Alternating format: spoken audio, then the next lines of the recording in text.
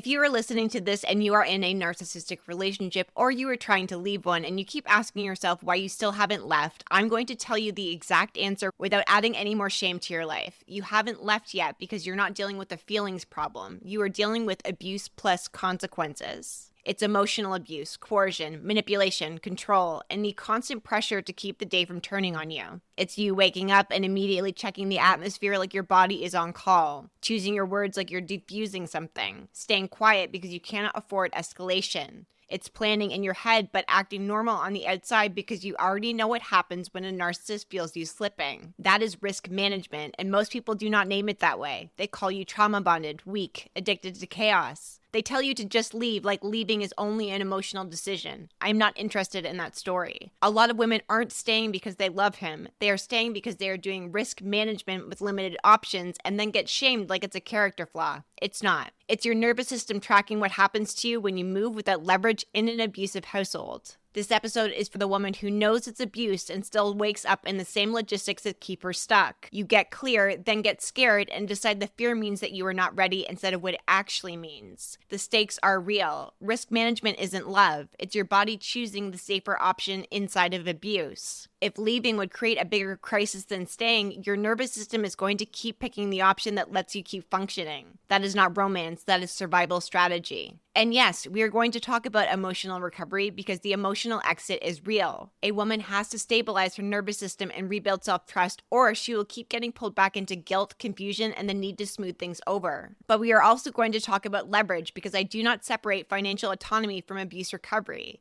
It's not treating money like a bonus chapter. A lot of healing content ignores logistics, and a lot of business content assumes safety. Women get trapped between those two worlds. I do not live in that gap, and I built my work around it. I do not help women just heal from abuse. I help women become emotionally, financially, and relationally free. The emotional exit is stage 1. Leverage is stage 2. When those pieces aren't part of the conversation, women blame themselves for not moving even when their body is doing exactly what it should in a high consequence situation. I'm Meaghan Webster, an abuse recovery coach, a trauma-informed strategist, and the woman a narcissist hopes to never meet twice. This is the Narcissist Worst Nightmare podcast, and today I am naming what risk management actually is, why it shows up in narcissistic relationships, and what you need to build so safe stop meaning stuck. When you can see things clearly and still not be able to make a move, it is not ignorance or denial. A lot of people will speak to you like leaving is the decision. Like you wake up, you got fed up, and then you leave. From a distance, that story sounds great. From inside of it, leaving is a series of conditions, consequences, and calculations that are not bullshit. The way that you think about leaving is different than most. It is not an easy line of thinking. You are thinking about leaving with a child, leaving a shared lease, leaving without money that's yours. Well, you're already exhausted trying to leave the person who punishes your independence. This is where I want to tell you something about my own life because I want you to understand why I refuse to shame women for not leaving yet. My marriage was my second abusive relationship. The day that I moved to New Brunswick, the first day I experienced abuse with my now ex-husband. I knew I wasn't going to stay. There was a series of events that had me stay afterwards. And that's what I mean when I say I know that moving and thinking about leaving are not the same thing. A woman can be completely clear and still not have the conditions yet. There's a lot of this where you need to be a realist, and why just leave advice makes you feel crazier. It strips out the part that matters. It ignores the escalation, financial exposure, retaliation, the fact that if you move too soon with no plan, you will end up in a worse situation. And it's not about being stupid, it's because the trap is still intact. Risk is not abstract inside narcissistic relationships. It's a Tuesday night when you already feel the mood in the house and you decide whether you're going to speak or keep it contained. It's whether you can afford groceries if he decides to punish you. Whether you can drive your own car. If you can leave a room without it becoming a problem. Let's be honest, a weak woman would not be doing this much management. I am not here to romanticize endurance. I am naming this so that you can stop being ashamed of it and start building your way out of it, because there is a big difference between being in risk management and being in risk strategy. Risk management is what your body does when the options are thin. Strategy is what happens when you build because you refuse to let your life stay thin. Before I explain why your body chooses a safer option, I want to define risk management in a way that makes sense.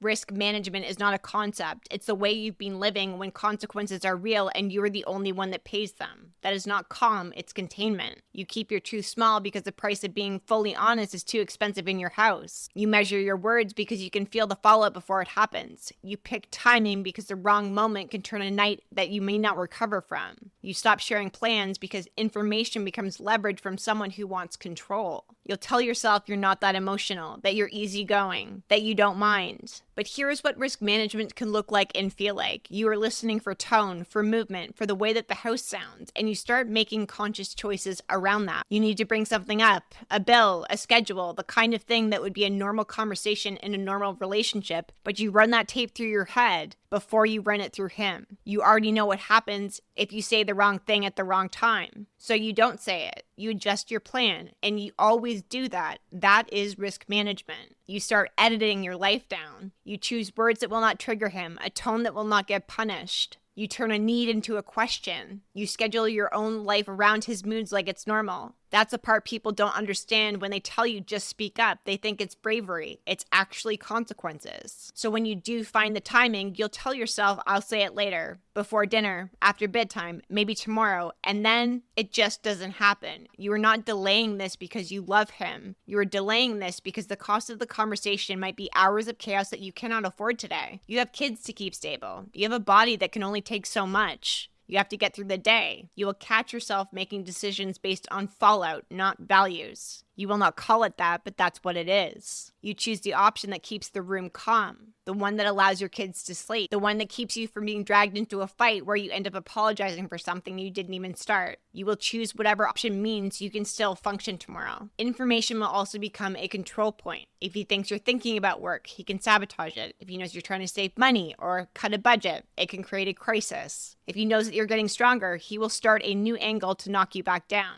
So the more of your life you keep inside of your body, when you stop speaking your plan out loud because it becomes a target, that is also risk management. It is not one decision. It feels like 100,000 small paper cuts that keep you alive inside of a structure that punishes you for independence. Now, this is when the self-talk starts because you're exhausted and you want it to be simpler than this. You tell yourself you're overthinking. You should just leave if it's that bad. You're still calculating what leaving would cost. You're still aware that leaving without money can be a secondary emergency. You know escalation has a pattern, and you're aware that being right does not protect you from consequences. This is why I refuse to call it indecision and I call it risk management. Your body is trying to keep the day from getting worse while you live inside limited options. And the shame comes from thinking this means that you are weak. It doesn't. It means that you've learned how expensive it is to be honest when you're financially exposed and emotionally punished. After I had my son, I thought the abuse might decrease, but it was the polar opposite. I was depleted in that season, and my body and mind had less capacity to just bounce back. These types of experiences are ones that you will not forget, and it teaches you something very quickly, that escalation costs you more than what it costs him. So you start shutting down, you start containing. You no longer bring things up or ask for what you need or share how you actually feel. You don't even realize you are doing this because it becomes so automatic. This is you protecting your capacity in a very controlled environment. This is also why women can feel very clear in one conversation and then disappear the next. People like to call it inconsistency. It is risk management. Something shifted, the mood, the threat, the money, the capacity. She did not lose her clearness. She lost the window where clarity was safe to act on. Risk management keeps you functional in the short term, but it can keep you stuck long term if nobody helps you build conditions. Your body and your nervous system is not choosing him. It is choosing predictability, stability, and time. And this is very important because they assume that freezing is an act of love. They interpret the fear as attachment or the delay as not being intelligent enough to leave. Your body is tracking aftermath. If you've lived through abuse, escalation, manipulation, coercion, your nervous system remembers it. So why does your body choose the safer option even when you feel like you're done? Your body is not choosing him. Your body is choosing stability, predictability, and time. A lot of women blame themselves for what their body does under pressure. They interpret freezing as love, or fear as attachment, or delay as weakness, when your body is really just tracking aftermath. If you've lived through escalation, financial punishment, retaliation, or being destabilized when you try to assert yourself, your nervous system is going to remember that. So when you think about leaving, your mind might be focused on the relationship, but your body is more focused on what happens after you make a move. A lot of my clients have said to me, I know it's abuse, but I feel like I can't leave. And they usually think the problem is fear. They treat it like proof that they're not ready. But the reality is, fear is often the proof your body has receipts of. It shows up in different forms, and fear will show up in different forms of narcissistic relationships. And when you do not understand which one is driving you, you will call yourself crazy instead of strategic. One of the fears is retaliation. It's not an imagined thing, it's a pattern recognition. You see what happens when you disagree, when you take up space, when you try to detach. So even thinking about leaving activates your system because your body is preparing for that impact from that person. Another form of fear is the collapse. This is the one that women tend to hide from because they think it makes them sound shallow. It doesn't. It actually makes them honest. Collapsed fear is the bank account. It's the car. It's childcare. It's rent. It's knowing you can't move if you have to go now, and you can't go anywhere if you cannot afford it. It's that sick feeling of realizing one unexpected expense could keep you stuck there for months. Your nervous system cannot ignore that. It's literally doing its job. Another fear is the story. This is the fear of not being believed or being painted as unstable or being the problem. Women usually feel this before they even hit court, before they tell anyone, because they've already lived the narrative flip inside of the relationship. I just had a conversation about this with my client this afternoon. They have watched their reality get twisted. They see how quickly your feelings become the evidence to use against you. This fear is why so many women keep quiet. They're not hiding because they're loyal. They are hiding because they know how expensive it is to be seen as emotional in a world that rewards the calm performance. Fears stacked together, retaliation, collapse, and the story. When you think about leaving, your mind might be thinking about freedom, but your body is thinking about consequences. That's why the safer option could look like staying even when staying is not safe. It's not because you want this life, it's because your nervous system is protecting you from an outcome you're not resourced to handle yet. You cannot bully yourself into courage. The answer is to build the conditions that make those fears less powerful. Stabilization reduces the hijack on your nervous system. Financial leverage reduces the exposure. When the conditions change, your body stops screaming at you to choose the safest option. Your body knows what happens when you don't have enough money. It knows what it looks like when you have nowhere to go and still have to keep functioning. It knows what it sounds like when you have to parent with no margin. It knows what it feels like to be exhausted and afraid at the same time. So your fear of losing access to resources that you have while keeping your face steady is why the safe option can look like staying, even when it's risky. It's also why fear shows up after you feel very certain. When you think about the logistics, your body is going to light up. A lot of people will misread this reaction as a sign that they're in the wrong. They tell themselves if they were truly ready, they would not feel scared. Fear is not proof that you're wrong. It's proof that the stakes are real. You can want out and still be scared of the aftermath. You can be done emotionally and still panic when you look at your bank account. You can know it's abuse and still freeze when consequences show up in your mind. The problem here is not that your body chooses the safer option. The problem is when safe becomes stuck because there's no bridge between where you are and where you need to be. That's where women start blaming themselves instead of seeing the obvious truth. They need conditions that offer them stabilization so they can stop abandoning themselves under pressure so that leverage options become real. This is the bridge that I teach, and that's why I talk about both the RRR membership and Freelance to Freedom in the same podcast. I've had this conversation with several different clients over the last week, and I did touch on it in the last podcast episode, but I feel like it's really important to speak on this with all of you. Shame doesn't create movement, it creates hiding. It stops you from telling your truth because you don't want anyone to look at you like you're stupid, and that's why women are called things like delusional, pathetic, attached. I even had a comment on TikTok this past week calling abuse codependency. It lands in a way where they already feel embarrassed that they haven't made a move yet to leave, and now they're trapped and ashamed of being stuck, and the shame becomes another cage. It makes you isolate when you're tired of explaining why you're still there. It makes you perform healing while your real life stays the same because your conditions have not changed. Women often heal in circles but don't actually have any forward momentum. They watch more content, they read more, they journal more, they analyze more, hoping the right piece of information is going to make them feel brave enough.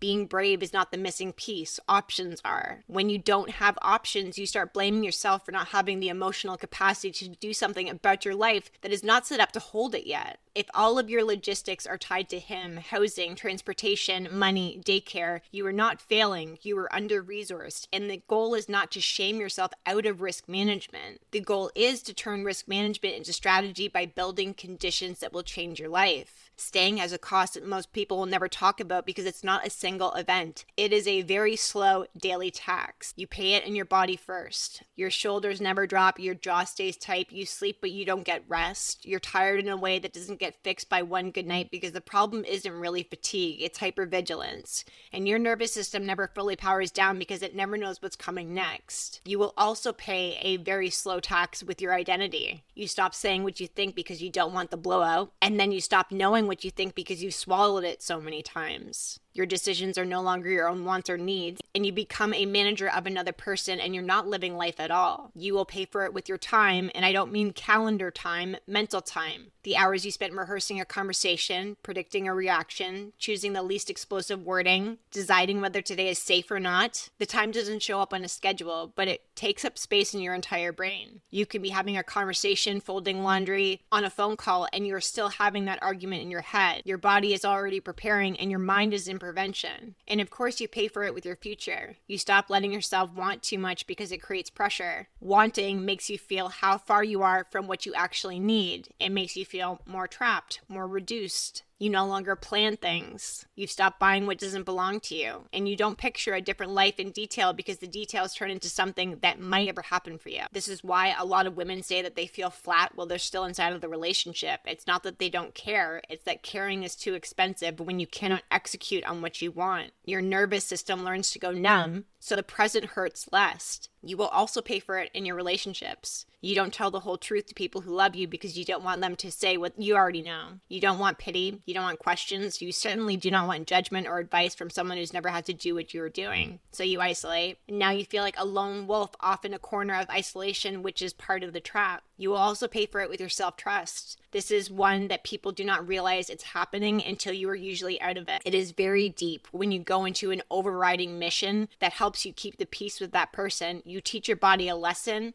and the lesson is that your truth is negotiable, that your needs do not matter as much as avoiding consequences, that you cannot trust yourself to protect you. So when you finally say, I need to leave, your body doesn't feel safe with that decision because you've trained it to fold. And that's not necessarily a you problem. You've just been paying a safety tax on your body for a really long time. The worst part is that that tax is invisible to the people giving you the advice. They think staying costs nothing but pride. They do not understand that staying costs you your voice, your nervous system, your ability to plan, to rest, to want things, to feel like a human with your future. So when people say shit like just leave, they're talking to the version of you that exists in their imagination. They're not talking to the version of you that has to pay rent, keep your kids stable, avoid escalation, and have your own sanity. This is why I will never treat risk management like indecision. It is data. So if right now you are paying this tax, your body is telling you the truth. Your body is telling you that you are safe in this relationship, and safe for you means small. Your body is telling you that peace has conditions and that you are no longer living, you are just surviving. And I want that to land home with you before we move into the next part. Because if your body is hijacked by guilt, confusion, and the constant urge to smooth everything over, you don't need something more other than stabilization. You need a place where you stop abandoning yourself in real time, a true emotional exit. If your body is doing risk management because leaving would create a secondary emergency, you cannot shame yourself into bravery. You need leverage and buying power with options that you can actually execute on. That is how the safety tax ends. Not by forcing yourself to feel ready. It ends when the conditions change. So your nervous system can finally believe that forward momentum will not destroy you. A lot of healing content ignores logistics, and a lot of business content assumes safety. This is where most advice fails women in this stage. Healing content can help you name it, understand the trauma bond, and stop gaslighting yourself. But it can also leave you financially exposed, which means your body stays in risk management even when you are in the clear. Business coaching and business content can teach you how to build an income, but it often assumes you are safe to be visible, safe to take risks, safe to fail publicly, safe to experiment. It assumes you have childcare, quiet, that you don't mind building under pressure. So women get stuck in the middle of that. they are doing the emotional work, but they get financially trapped, or they are building money and their body cannot hold it because their nervous system is still in panic mode in containment. This is why I have the Abuse Recovery membership in tandem with Freelance to Freedom. Women need stabilization and leverage, not often one or the other. I said this before earlier, but risk management keeps you alive in the short term. It's your body doing a job in a situation where your consequences is real. The problem is when the risk management becomes your entire life and nobody helps you build that bridge. I mentioned strategy. This is where you're going to stop shaming yourself by protecting your life and start building conditions so the safest option is no longer staying.